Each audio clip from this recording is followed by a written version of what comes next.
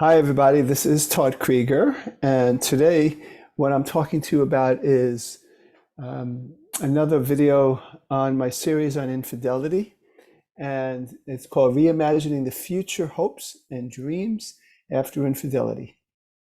Again, I've said this before, but infidelity is painful, it's terrible, it's hurtful, and it's something I wouldn't wish on anybody. And personally, I've never had an affair and I never cheated, but I've really done so many years, even decades of work with people who have betrayed that I have developed a real optimism and deep empathy for both the betrayed person and the betrayer. And some people watching this might say, well, how could you have empathy for the betrayer? Because the betrayer is a person, and the betrayed person definitely doesn't walk away from my sessions feeling misunderstood. They know I get their pain, their deep pain, but what we're really talking about are two people who are trying to find their way after a crisis. And it's a crisis that is caused by many things that oftentimes they don't know yet. That oftentimes a lot of the reasons that people do what they do is for factors they're not aware of, unconscious factors, trauma from when they were younger, relationship factors. So even though we could say it's a choice, and it is a choice, it is definitely a choice, it is often a choice made with someone that has limited resources of learning how to manage their own energy, their own life, their own need to regulate their emotions, both up and down. Up meaning making them feel more alive, and down meaning going from more stressed to less stressed. And so oftentimes people don't realize the deficiencies they've had in their lives that may have led to these choice points where this person made such a painful choice for their partner and ultimately for themselves to have a secret and to commit an infidelity. So when we talk about reimagining the future, hopes and dreams after infidelity, I not I don't hold back from helping people dream. Now, obviously, in the beginning stages of this recovery, there's shock, there's anger, there's denial, there's a lot of ambivalence. Oftentimes, the betrayed person doesn't know if they want to be in the relationship, and if they don't, that's an understandable decision that, as a therapist, I honor. And at the same time, there's parts of these people, even in the very beginning, after discovery of the infidelity, that they desperately want things to work at the same time. It's very messy. It's not simple. It's complex. And so what we want to do is, first, what I do is I help the partners understand more deeply where their feelings are coming from.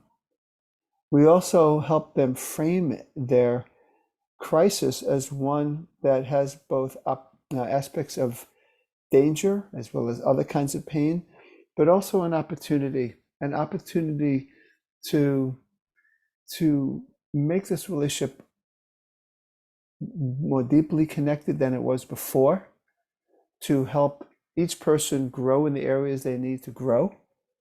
And my job is to help them reimagine the relationship as it could be in their relationship, in their near term and even far term relationship. And so what we're doing basically is holding two things simultaneously, or at least almost simultaneously. One is the pain, which maybe that's all you focus on in the beginning. Every couple is different. It's not such a cookie cutter thing. But at some point, as the sessions go on, as their healing goes on, what I do with them is I help people still recognize their own pain that's happened from it, and at the same time, try to imagine a future that's not only one that's healing from this relationship, but one that there's big improvements from even before the discovery of the infidelity. It's really not that hard because I think as couples we're dancing in the dark still. There's not a whole lot of training on how to have a long, loving, passionate relationship.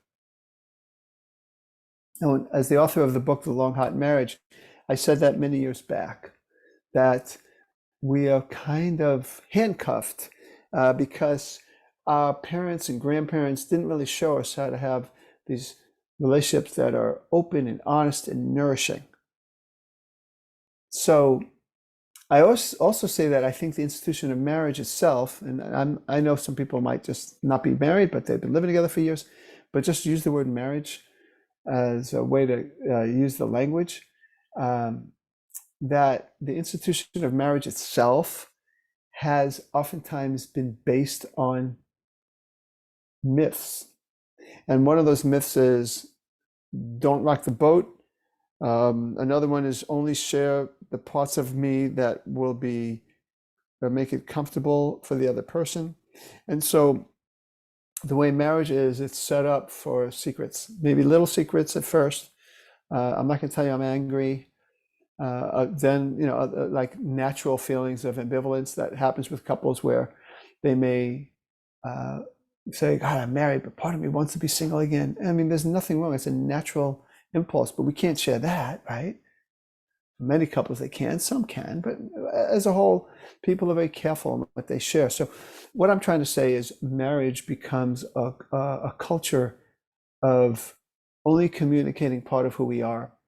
So what if I help take couples on a journey of exploration so that they can begin sharing more of who they are in sensitive ways, in caring ways, but to realize that the most important thing they could do is create a communication as well as physical adventure with each other. When you create that adventure, when you're open to becoming more of yourself and your partner is too, then there's reasons for hope. There's reason to dream that this relationship could be wonderful, even after the crisis of infidelity.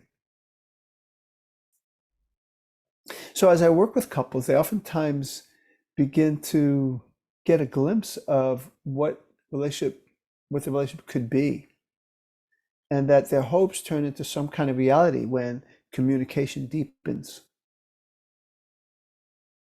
when the parts of each person that were not explored are now being explored and dealt with more creatively.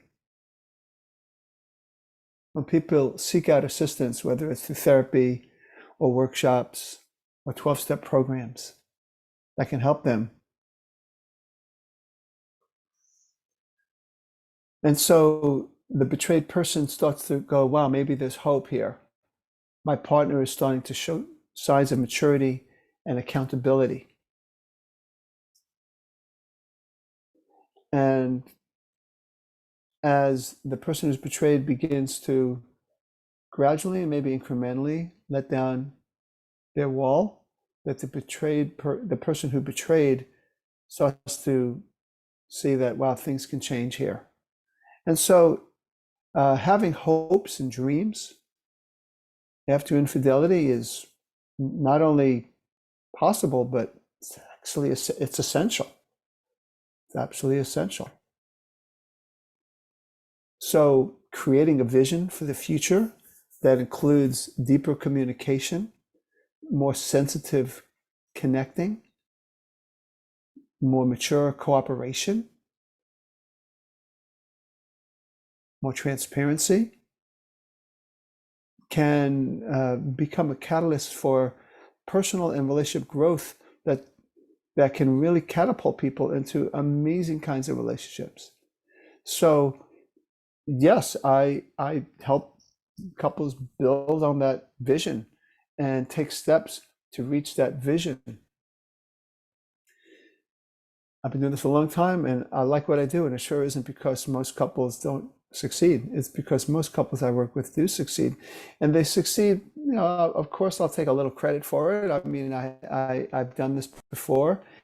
I have some skill and I convey some, you know, warmth, but also challenge. But it's also the couples I work with that I find that that many people, they have within them the seeds of strength and resilience, and they could put on the psychological X-ray glasses and see what might be going on more deeply.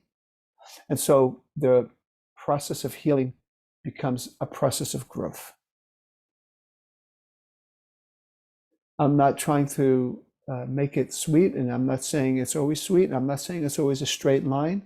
Sometimes I've worked with couples where things seem to go well, and then there's a trigger. It's important to deal with triggers, and oftentimes could be a number of triggers that happen. And then it seems like, wow, it seems like the first day you discovered I cheated, and why are you acting this way? Well, that's part of the process too. But the skills that they've developed, the strength, the courage to be more of themselves, to work on their own lives, to understand their own developmental trauma that might have affected some of the outcomes here, that all comes into play, and the healing, it takes much less time than if they didn't do that. So it might not be a straight line, but there is a progression.